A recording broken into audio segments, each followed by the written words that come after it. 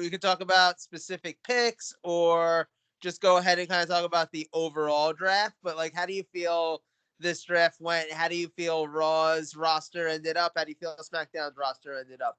Any surprises? Anything that you think was a particularly bad decision? Anything that you're really excited for? Bad decision number 1: put in the New Day away from Big E again. Yes. Fuck that shit. I hate it. I see what they're doing. I hate it though.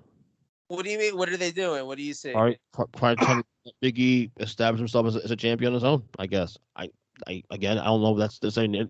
He doesn't need it. Oh. Plus, I agree with you. I'm just saying what they're thinking and what we think should be the case, but I don't like it. I feel like Mike said it a few weeks ago. He was like, look, at the time when they first did this, did it help Big E become a bigger star? Yeah, kinda. Does he still need it at this point to be a big star? No. Agreed. Can we talk about Roman Reigns not only being drafted number 1 in the WWE draft, but also on the Take 3 mock draft as well too? Obviously, we caused it. Yeah. Fuck yeah. We caused arguably the biggest act in the company, arguably the biggest fucking act in the last 10 years to stay on a brand that's powered by a multi-billion-dollar fucking television company. Yes. They were thinking of doing Bianca Belair number 1. And can you believe it, Craig? Yeah. We at Take 3 got Fox to force WWE to give them Roman Reigns at number 1 overall. I'm telling you, they were thinking of Bianca, and then they heard our podcast, and they were like, no, that makes more sense. I am slightly surprised, though, that Becky went back to Raw. Slightly surprised. I'm thinking Fox, keep the bigger stars on the other brand. Not Charlotte, though. Yeah. And you just started a feud with Becky and Bianca got drafted to Raw. Right. Do you think it makes sense that they sent both Becky and Bianca over to Raw? Yes. Yeah, because they're going to continue feuding, I'm sure. Because they don't have a women's feud on Raw. Okay. You've now thrown that feud right into Raw. Sasha with Charlotte, and everyone can go back to being like, how great are the 4 horsewomen? I you feel know like what the thing is, though? I remember towards the last time that we got Charlotte versus Sasha, I swear to God, there was some sort of stipulation that it was literally going to be the last time we had to see them wrestle. But we had seen them wrestle so many times that everyone really actually did reach the point of being like, Jesus Christ, not another Sasha versus Charlotte match. So if we're actually about to go back to that well, I don't understand it, honestly. Oh, we're going back to that well. Enjoy. It does feel like, though, SmackDown is a lot of room for the women's division to create some stars here. Because after Charlotte, who's the next biggest women's star on that roster? I mean, Bayley, Sasha. And Sasha. So those two, Sasha and Charlotte. After those two, who do you? I feel like someone like Shayna Baszler, who went to SmackDown, could have some room to really make some impact. Isn't Toni Storm there too? They'll probably give Naomi a big push. You would think so, but well, she's basically feuding with Sonya Deville, so yeah, I would assume that she's going to be involved in some way, shape, or form in something major on the company. Mm-hmm. Right. But I'm an eye on Shayna Baszler, though. Did they split Nia Jax, her Nia up already? You mean after she turned on Nia? And I missed that Raw. That was 3 weeks ago. Yeah, 3 weeks ago, yeah. Yeah. But there's a room for her to make a splash there, I think. I honestly, if they keep doing with Shayna what they've been doing the last few weeks, I think they actually do have a really good chance of getting her over. And maybe SmackDown is the right place for that. Could be. I also got my eyes on Ricochet, too, in the SmackDown as well. I know you hate that, Mike, of course. But, you did draft him, though, last week. But Ricochet might be able to make a splash also on SmackDown. He's going to be wrestling a main event. You know what? He is going to make a splash. It's going to be his carcass splatting on the fucking mat. Wow. I feel like him being on SmackDown, though, you don't have to be as great a promo guy as much because, it's not a big priority. So I think he can just have a great match and people can see that and go from there. Did you hear that they almost broke up the Street Profits? Yes, I heard that. And that's not a surprise either. I've been hearing. Are you serious? I'd have been shocked. No, a lot of people like Montez as a solo guy going forward. A lot of people are high on Montez being you know, I'll be surprised they do it next year. I'll be surprised. But what do you do with Angelo Dawkins? They're gonna tucky him. God. You know. They'll be surprised if next year that happens. I don't know that you break the Street Profits up. I don't think you need to. I don't think you do it yet. Get another year or two. I don't think you do at all. Do you guys see? I think I mentioned this on a podcast a year ago. Do you guys see Montez as a big act as a solo? No. You don't see it, right, Mike? Do you? No. Like, I think he's great as part of that act. I feel like WWE needs to learn from the past that, like, you know, they tried breaking up Crime Time back in the day too, and ended up with both those guys kind of going nowhere. You know, for a lot of teams that they've broken up, you kind of just end up with those teams going nowhere. You know, Enzo and Cash are the perfect example of yes, God, yes.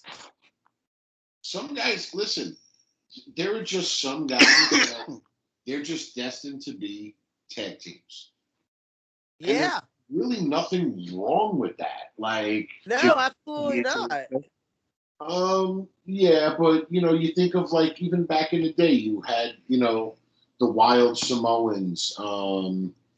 You had the Rock and Roll Express. You had the fucking Fabulous Freebirds. You had acts that were tag I thought you were about to say main events. Sure, bro. Well, I got the Mount. What the Mountie?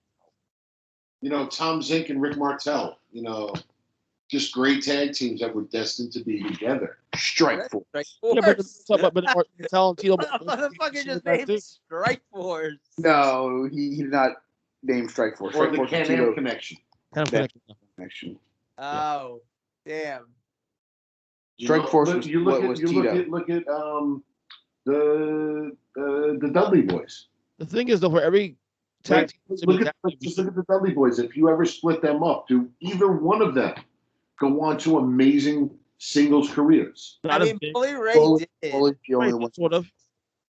But for every like tag team that should have been a tag team, you do have some situations where, okay, Bret Hart, Shawn Michaels. Yes. So I mean, I'm just saying that you can. Montez is very talented.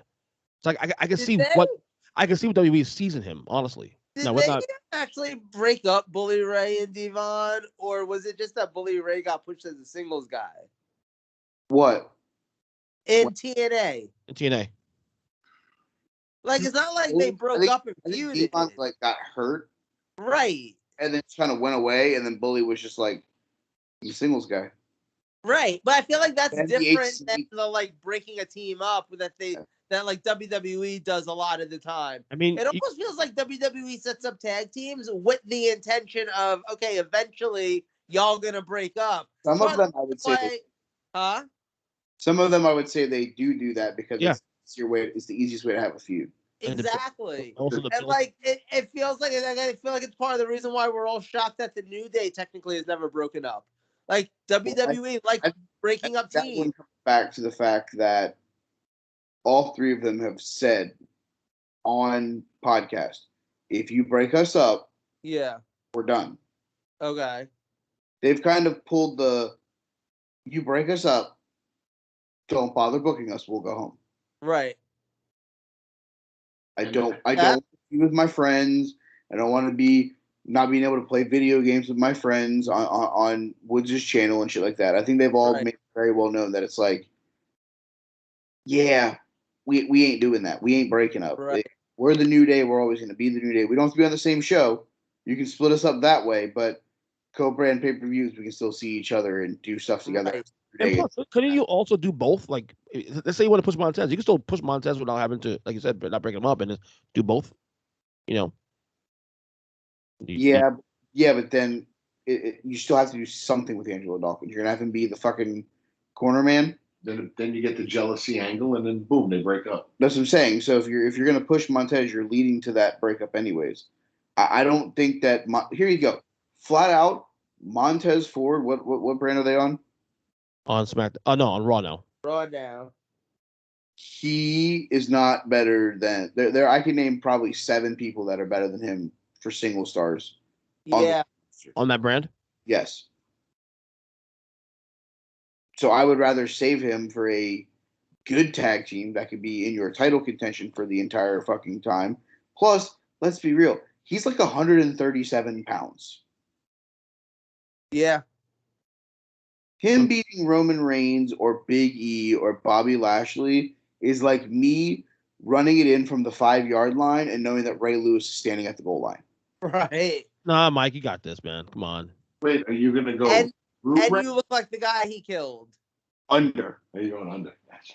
You tell me if you tell him you're a Bengals fan, maybe I'll work against you. But No, and he thinks you look like the guy he killed, and he's just like, shit, I gotta finish the job. allegedly, Joe, What? allegedly, one of your lawsuits here. Yeah, so I mean, when you're 137, Hey, Ernest, What? OJ did it. Oh, that motherfucker did it. somebody at work had a conspiracy theory about OJ. Oh God. I want to hear this shit. Go ahead. OJ, it was either OJ didn't commit the murder, but his son did Jason, yes. to give his son time to clean up the mess.